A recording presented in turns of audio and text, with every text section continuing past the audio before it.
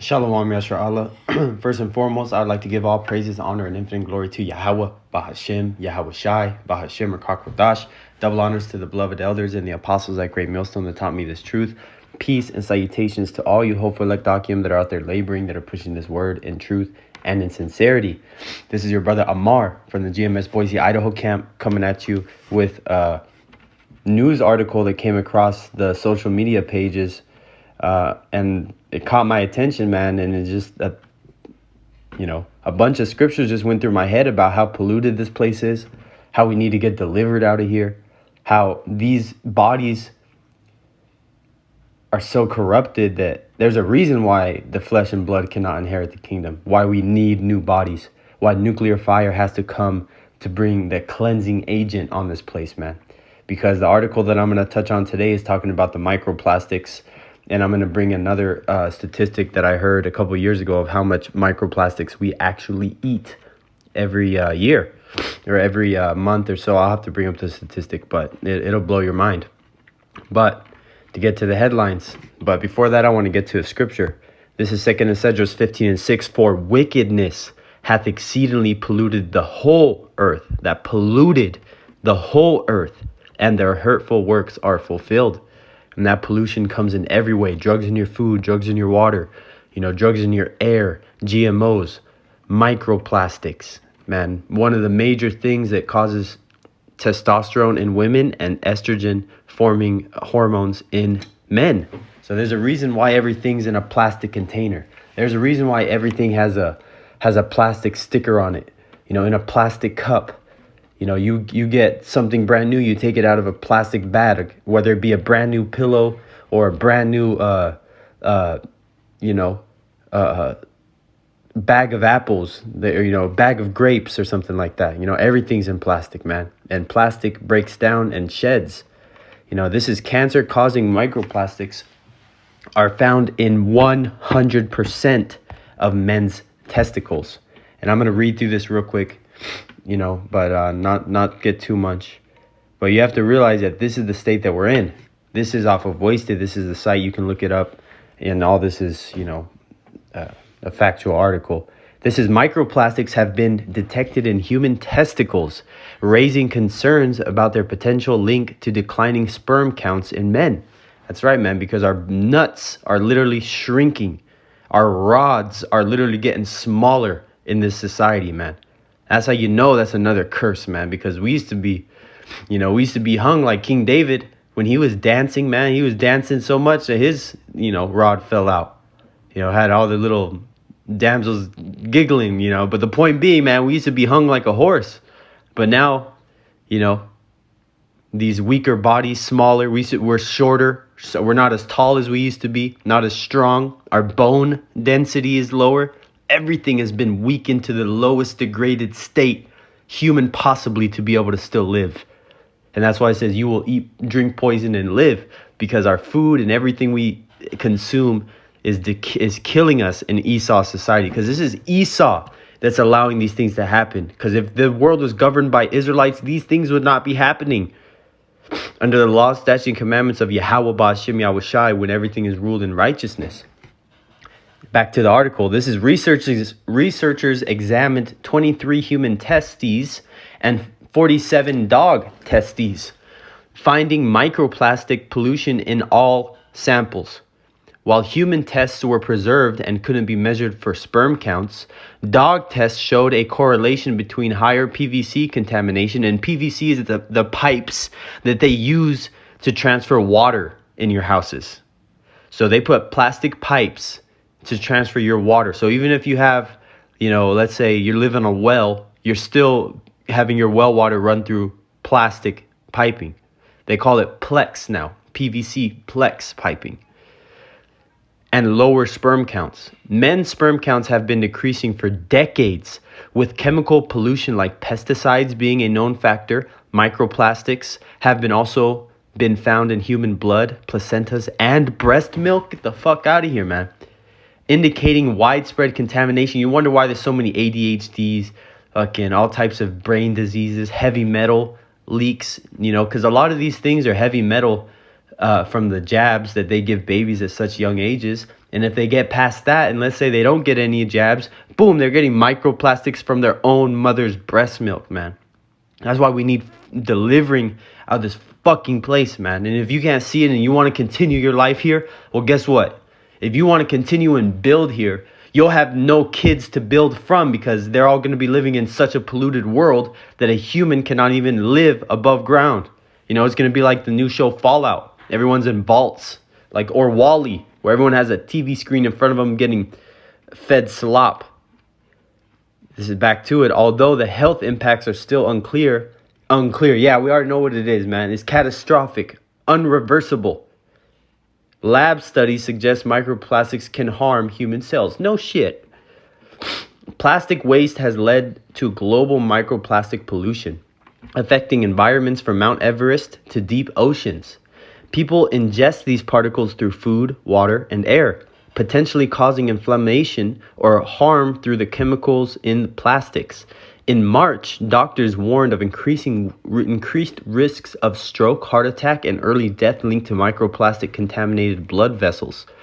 Professor Xiaohong Yu from University of New Mexico expressed surprise at the findings, and quote, "At the beginning, I doubted whether microplastics could penetrate the reproductive system. When I first received the results for dogs, I was surprised.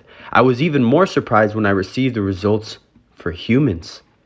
The study, published in Toxicology Sciences, you can look it up, involved dissolved tissue samples and analyzing the remaining plastic.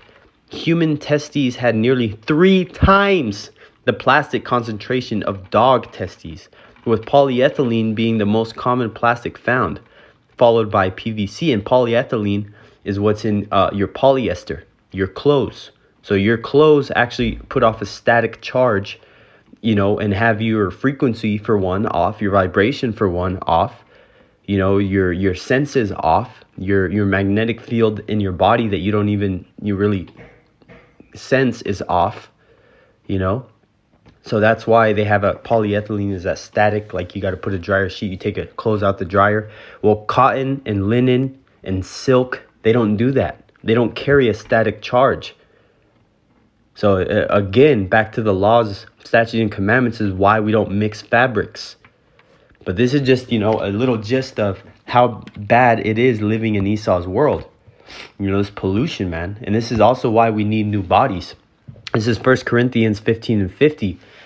"Now this I say, brethren, that flesh and blood cannot inherit the kingdom of the power, neither doth corruption inherit incorruption." And that corruption being we can die. These bodies are susceptible to microplastics. Why would you want to walk into the kingdom of heaven with this decrepit body? Not to say that it's the most amazing machine and it's the most beautiful creation, like the way the human body looks, the veins, the arteries, the nerves. It'll blow your mind when you actually look at the different layers of the body and all the different systems that work together. But when we live in a polluted society, there's nothing that you can do once it's messed up. That's why, again, people that take the charagma are ultimately going to be corrupting their flesh and definitely going to have to get melted here before they can enter in. You think people with their charagma are going to enter into the kingdom with these bodies? Hell no. We got to leave them. I'm going to jump down to 53. "For this corruptible must put on incorruption, and this mortal must put on immortality." Because we cannot make it. We cannot make it with these bodies, man. And we don't want to take these bodies with us, because we need those immortal bodies for these reasons exactly. And I want to get another scripture before it leaves my mind. You know, this is Isaiah 14, and I believe it's around the 14th.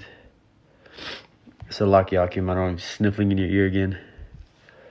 Here we go. So this is just even the creation, just an example that even the creation is going to, you know, put out in song when this devil's taken out, because creation is just as affected as we are with these microplastics and pollution.